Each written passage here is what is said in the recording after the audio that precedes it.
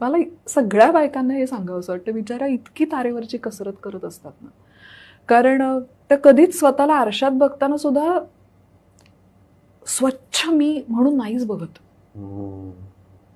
ते जजच करत बघतात की ओ शिट, आज ना डोळ्याखाली जरा काळच, हे काय इथे सूजच दिसते, किंवा ज्या काही ब्युटीच्या किंवा परफेक्शनच्या नॉर्म्स समाजाने घातल्यात त्याच्यात जर मी बसत नसेल तर अरे मी जशी तशी भारी आहे की, असं म्हणायला आम्ही कधी शिकणार आहोत. खूप छान आहे, मस्त आहे.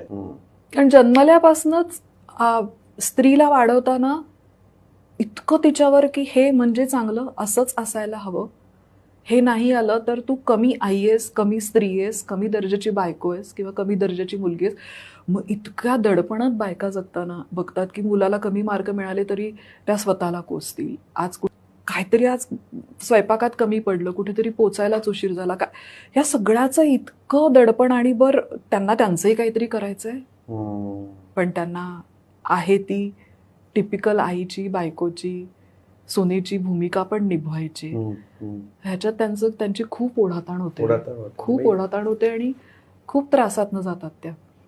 मला असं वाटतं की त्यांनी शिकायला हवं म्हणायला की इट्स ओके, इट्स फाईन.